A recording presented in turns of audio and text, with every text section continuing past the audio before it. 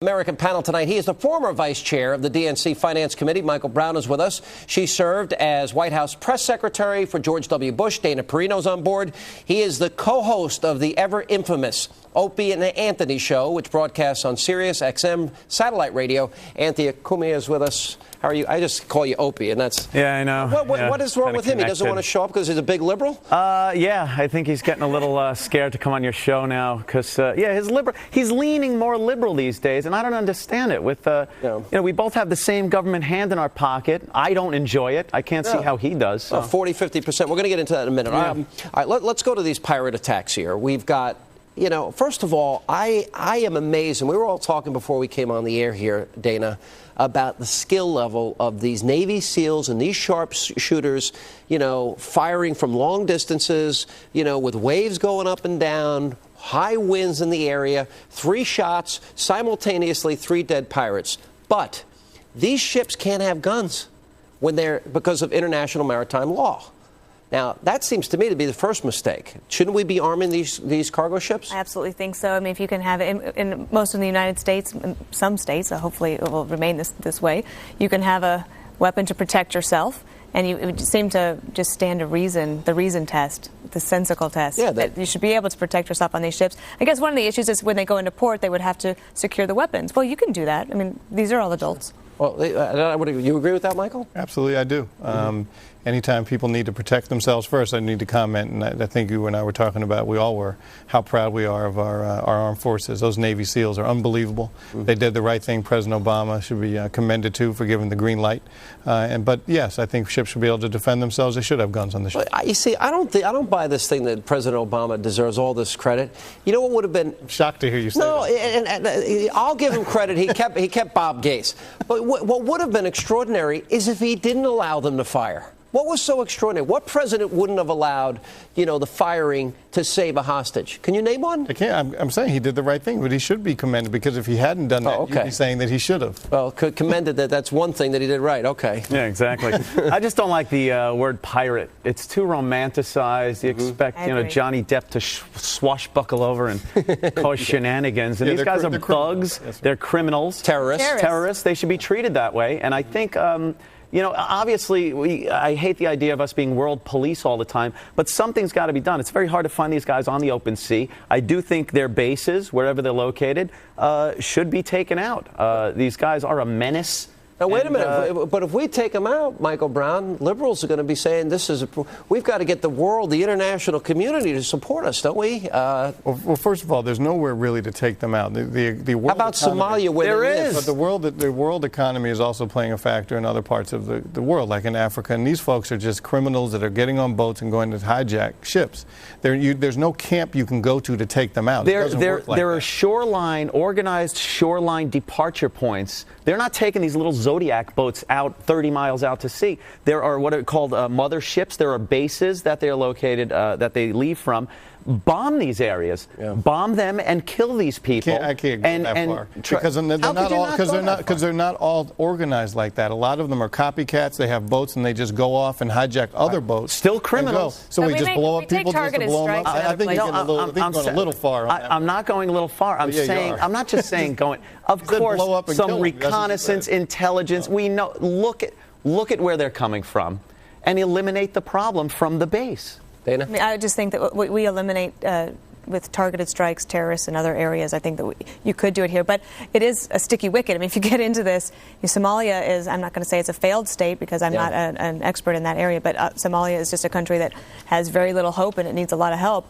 But these people have to be dealt with in a tough way. Yeah, the boat that was coming in was humanitarian aid. Well, what's frightening too, and we didn't discuss this, is Saudi Arabia paid these terrorists, ransom of $6 million. European countries have been paying ransom. All we're doing is encouraging them, and they all know that these ships aren't armed. So to me, it seems like the only thing that evil understands, and this is where we get into a debate with liberals, the only thing they understand is the military use of force. And this is where, Kim Jong-il, what happened? North Korea, they're going to restart their plutonium factory today. Barack Obama thinks we can negotiate with him and Ahmadinejad.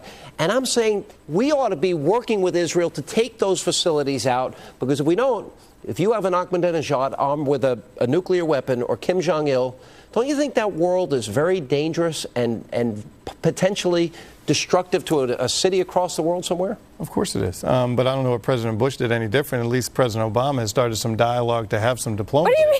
We started the dialogue. We were the ones who brought China to the table. But Sean's premise is that we should take those places out, and I didn't see President Bush doing that. Well, wait a second. When you talk about who started dialogue, it was President Bush who created the six-party talks, whether you agree with them or not, but the diplomacy was the name of the game. We tried it, and I think it's proved it's not working. You know, my question it was we brought China to the table, and if you're going to solve this problem, you have to have them there. Yeah. What is the first thing you say to the Holocaust-denying Ahmadinejad that wants to wipe Israel off the map? What's your first opening line? Will you please believe the Holocaust occurred? Oh, well, come on, Sean, that's not fair. But obviously you got to protect Israel. I never claimed to be fair. I know, that's why I had to say it, though. But obviously you have to protect Kim Jong-il uses Israel's security is not priority one. He uses these tactics as like an ATM also. Mm-hmm. He pulls out of any talks. He says he's restarting his nuclear sites to get money.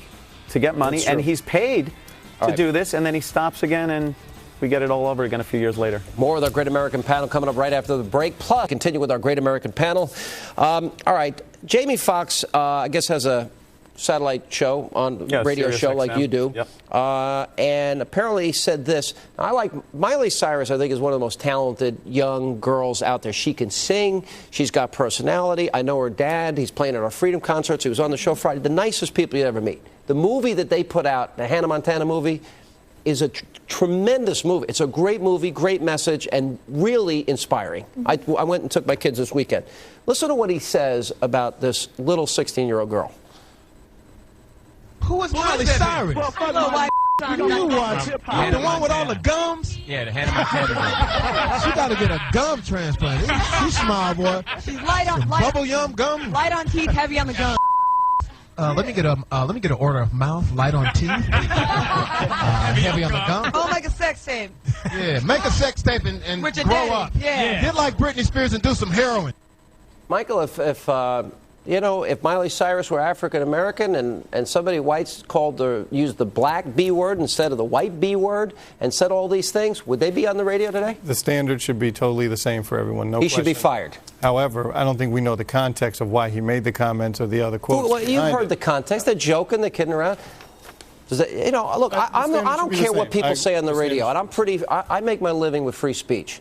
But when you attack viciously a 16-year-old girl, and you call her these names, and you use racial epithets like that, Don Imus wouldn't have a job, would he? Standard should be the same, but keep in mind those radio talk show hosts come back. All right, now they get fired and then they come back. So they take a vacation, then they come back. You don't have the greatest track record. I got to tell you, it's really nice to be on this side of the story. What do you think?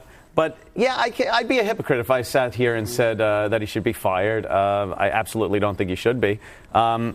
It's a comedy show. He's on there. He's going off about somebody with a bunch of friends in the studio. You're running off with your mouth off the cuff. You're going to say things that are going to upset people. The only problem I had with it was the fact that if Don Imus can get fired for saying what he said, then what protects Jamie Foxx from using a racial epithet in what he said? I don't want anybody fired because I believe in free speech. Right. If you're buying satellite, Sirius or XM, you choose to get beyond those channels. Mm-hmm. You guys have a pretty, blue side of your show. Right.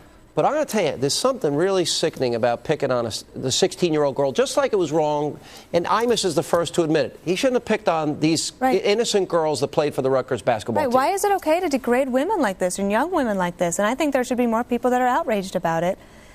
It's if they want to sit around in their living room and have a chat and they think it's really funny, and I'm just horrified that there's women in the background laughing about it. Especially on content that isn't federally regulated, like satellite radio, you can get away with saying things like that. The part is the double standard in.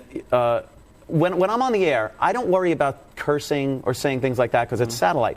I walk on eggshells about racial issues, though, because even on satellite, that's going to get me in trouble. All right, but the thing is Al Sharpton going to do the same thing to Jamie Foxx? Yeah. No. Right. Whoa. Is Al Sharpton that he did to Don Imus? He'd be smart to. Now, Don Imus, to his credit, he realized he made a mistake and he apologized. I'd like to hear Jamie Foxx apologize, and I'd still like to see Al Sharpton do the same thing that he did to Jamie Foxx. When were the comments made?